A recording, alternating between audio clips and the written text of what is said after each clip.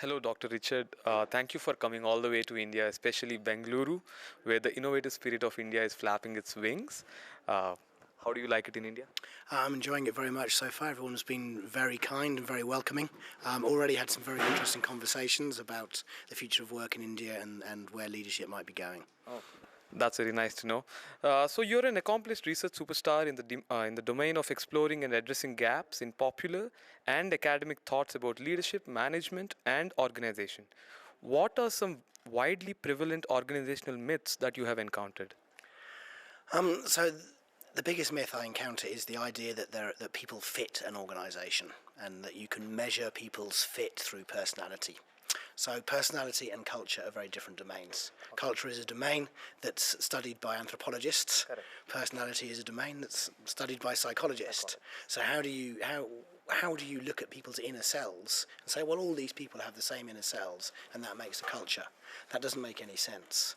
So that's perhaps the biggest gap, is that culture happens through the amalgamation of people's personalities. The second biggest gap is a gap that's happening more and more as organisations move into the digital era or the augmented era or whatever you want to call it, the fourth industrial revolution. Yes. And that gap is the gap between this cultural model, the idea that we all fit a culture, and the complexity of organisation.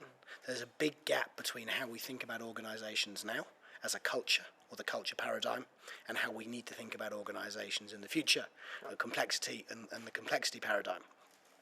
And most of us are living in that gap. So lots of organisations are set up to support culture. So you have hierarchy, you have best practice, you have fit, yes. You have personality tests, you have all of these kind of things. But we actually need complexity. We need emergent thought, we need critical thinking, we need creativity, we need multiple diverse minds to produce solutions. When you're stuck in that gap, when you're being told to behave this way, yet produce solutions that look like that, and you don't know how to behave because you're being pulled in both directions, then all kinds of horrible things appear. So you get toxic environments, you get anxiety, you get fear, you get frustration, you get bullying, you get harassment, because people don't know how to behave. And if they don't know how to behave, all kinds of psychological distress things happen, and you get the kind of environments that we're talking about here tonight. That's totally. So, you mean to say that to understand an organization separately from a person and a person separately from the culture that is spawned from, he or she spawned from, is quite a myth, because each one person is not independent of the context that they are in, and like to measure each person's performance and their personality as an independent thing, and to make high performers a unique characteristic as if the culture has no context in it is an absolute myth. Absolutely, yes. Thank you so much. Very much a myth. I don't think you can measure performance as an individual quality. It's a quality of the context, it's a quality of the team, and one person might not be performing because someone else is bullying them. They could be a brilliant performer if they're not being bullied. Correct. Okay. So much. So my next question is, your work has been reviewed as outstanding, daring and innovative, at the cutting edge, and a touchstone for the future of management by, among others, a Harvard top 200 management guru and two Guardian business columnists. In it, you have critically examined the myth of best practices in organizational behavior. How can rapidly growing Indian organizations benefit from your insights? Well, I think one of the major advantages India potentially has is it hasn't embraced some of the mistakes that the West has already embraced. So I was presenting in Hong Kong yesterday, and Hong Kong is in a very similar situation.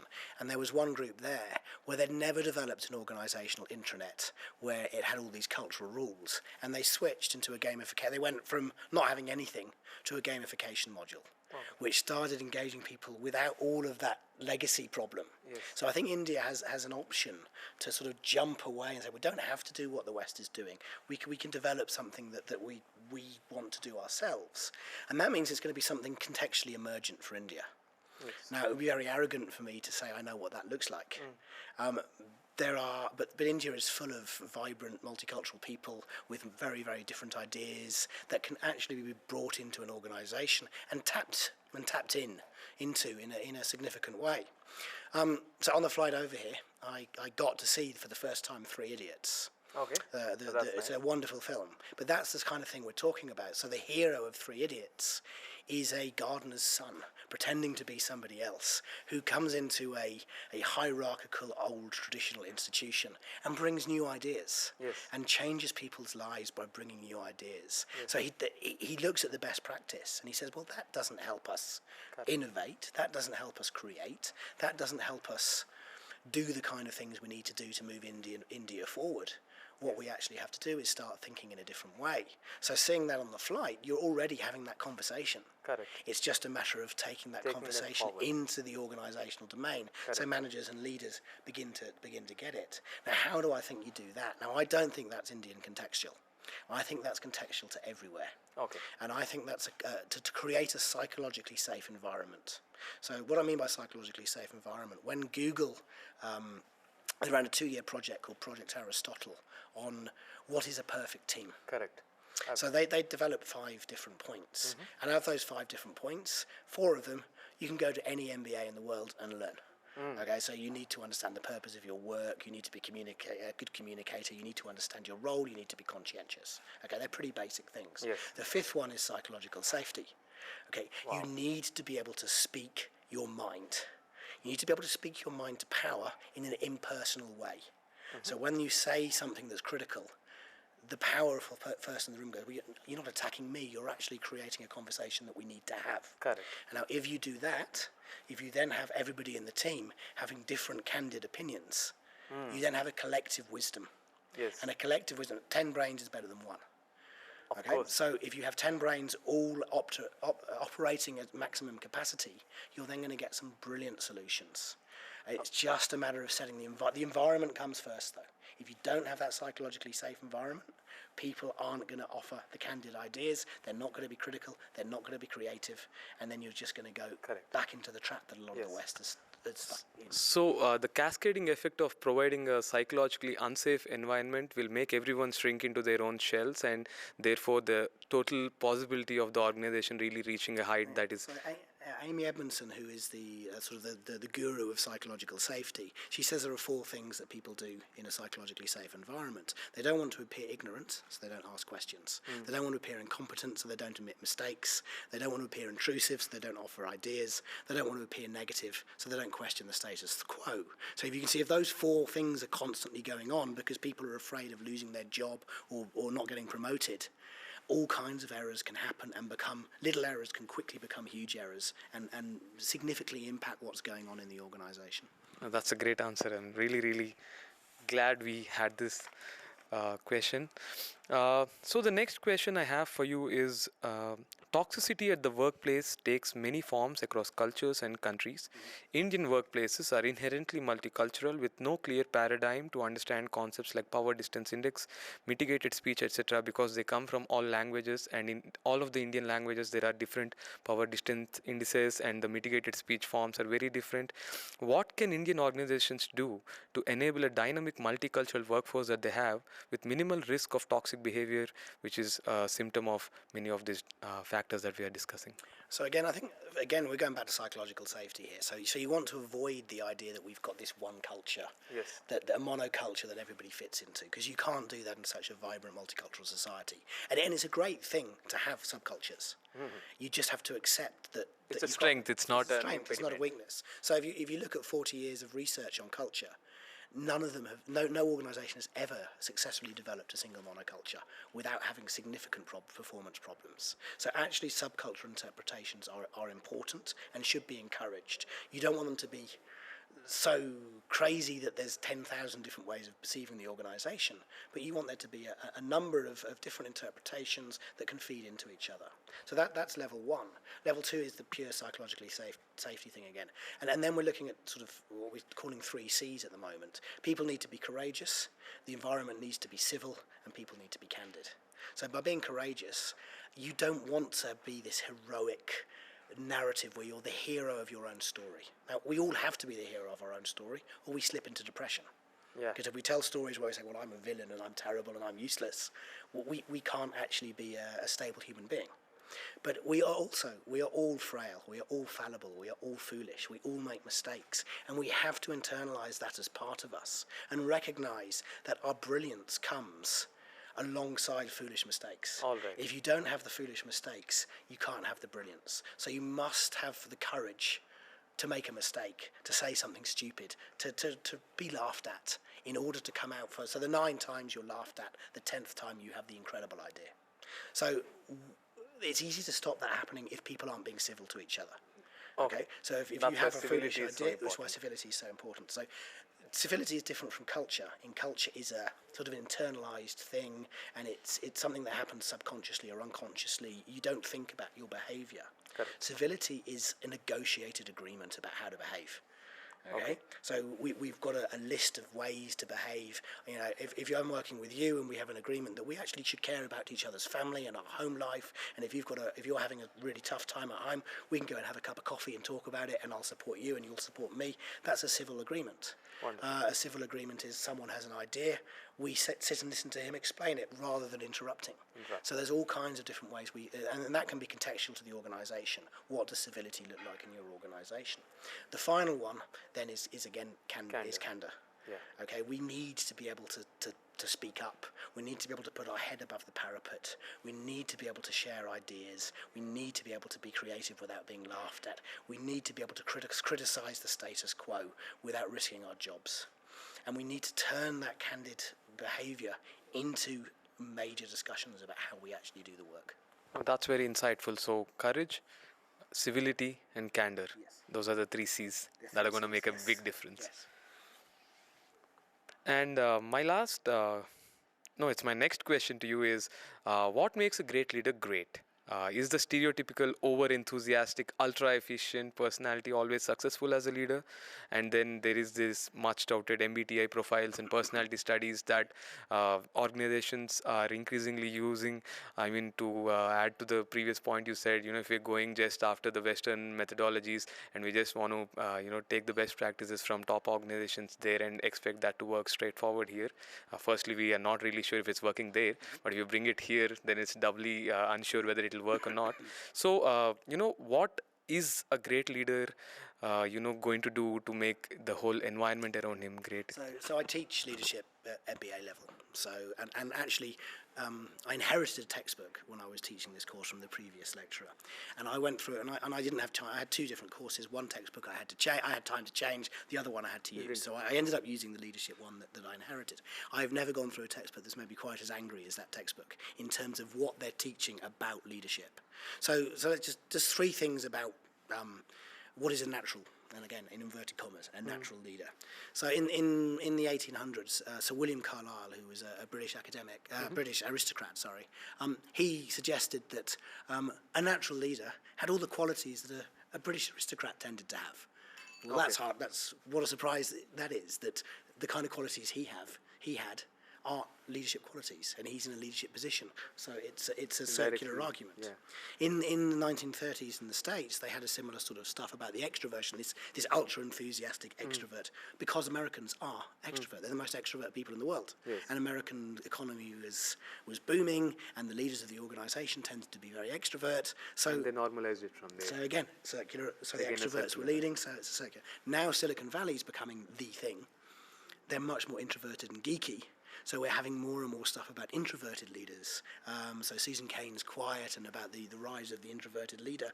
Well, again, it's a circular argument. We're talking about the Silicon Valley leaders. These are very topical to what's happening around the time. So we're just looking at which industry is rising, and those who are at the top of them examples from there. Are the leaders. So I don't think there's anything, we can all lead. Okay.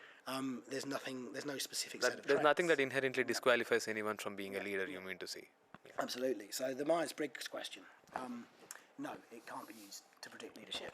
I don't think personality predicts leadership, or hardly at all. Conscientiousness, yes. Okay. You can use conscientiousness to predict performance, because obviously if you're not doing the work, correct, you definitely shouldn't not be going employed. to be efficient. But for me, still cognitive agility If you can test for cognitive agility, can the person think in multiple ways? Can they think creatively? Can they think critically? Can they think analytically? Can they think deductively?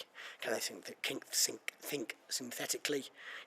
Can they move their thought processes through different ways of thinking? If you can test for that, then you're going to get someone who can understand the complexity of leadership. All right. And again, and something this could be useful with India, the idea of enculturability and adaptability. Does someone speak multiple languages? Most Indians do. Therefore, you're automatically adapting yourself between two different cultures. Correct. I speak 6 and You speak 6, so you can then adapt to 6 different cultures. Yes. You're showing that you can adapt to any environment and perform in any environment. We don't test for that, and it's something we should be testing more and more for. So there's a book called The Neo-Generalist by Kenneth Mickelson and Richard Martin, and they're talking about testing for these general level of skills, neuroplasticity, cognitive agility, and all of these. and that would help us sort of identify what leaders might look like. So really, we're looking at the idea that leaders shouldn't fear complexity, and we shouldn't be narrowing it down to this tiny little thing. It's about embracing complexity, seeing the possibilities in it, and adapting to them all, and then making them all develop, or the ones that can develop as much as possible. So ultimately, if you want to do that, you don't want to block people, and you don't want to treat people badly. You want to give them the opportunity to explore where they're going and explore their ideas and amplify the ones that are working. And that's where I think leadership should be going. Well, that sufficiently answers my question. That's a very, very insightful discussion.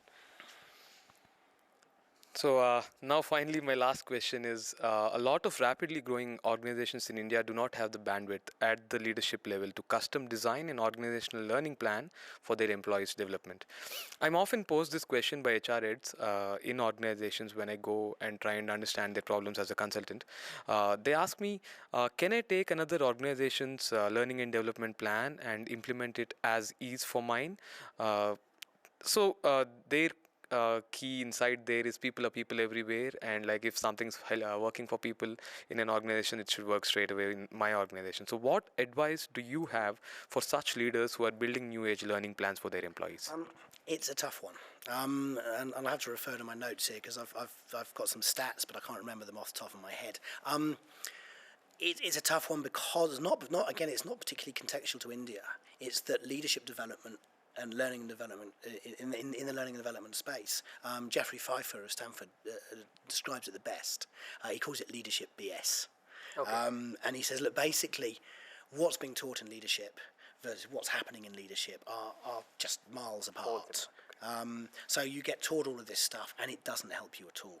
So even if you're borrowing learning, development, leadership plans from other organizations, you might be borrowing stuff that doesn't work. Doesn't work at all. So you can be using it and you can say, well, this is a best practice and I'm protecting my own back by using something that this company is using, and go, well, look, they use it and they're successful, but it doesn't mean it works. So again, I'll just refer quickly to my notes. So if you actually look at the figures, so I say it's not just India. So currently 81% of CEOs rate leadership development programs as less than highly effective. So that was a PwC report from 2015. 55% judge the return on investment of their leadership development as fair to very poor. 55%, and less than 20% are confident that they have to the leaders to deliver on strategic priorities. So that's from Korn Ferry 2015. However, despite these pretty horrific figures, 86% of CEOs believe their organization's future depends on the effectiveness of their leadership pipelines. All right. But only 13% are capable in their succession plans. Okay. So, and 54% report damage to their business due to talent shortages. All right. Okay, again, that's from Deloitte, and currently only 6% of executives feel ready to meet their leadership demands. Again, also from Deloitte. That's quite paradoxical then. So what we're talking, ultimately, you can't borrow stuff that doesn't work and then hope it works for you. Hope it works for you. So we need a radical rethink about what does it mean to be a leader in our organisation? Not what does it mean to be a leader some natural culture agnostic leader and somewhere. like context agnostic. What does it mean to lead in our organisation, and how do we develop a package that helps our employees do that? How do they understand what's going on in our organisation? How do they plug into what our employees are going through? How do they plug into the context of our work, and how do they drive that forward? And I think so you can take ideas from good academic research, you can take ideas from good practical courses, but you have to have the contextual understanding of what is going on in your own organisation to make a dent in those figures. All right. So it's not a straightforward response to that. Then it's a paradoxical thing. They have to find a way to, contextualize the academically available research and, peer research that they get to contextualize it to their environment and find what will work for their leaders in their organization. Because anyway, the schemes that other organizations are working are not inherently well qualified. They're not working for them, and they might not work for you because of all of these reasons. Yeah. So it's a tricky conundrum. I'm not suggesting it's an easy solution, but at least we can start defining the problem and start getting towards a solution rather than carrying on doing the same stuff. Thank you so much, Richard. This is all that I have for you right now. It's been a very, very insightful discussion. A lot of the responses that you've given are quite mind-boggling because they are away from what is culturally, what are the general tropes of management and what are the general staple understandings that people try to peddle around with. We're really, really glad that you're here. And yeah, thank you so much. Thanks.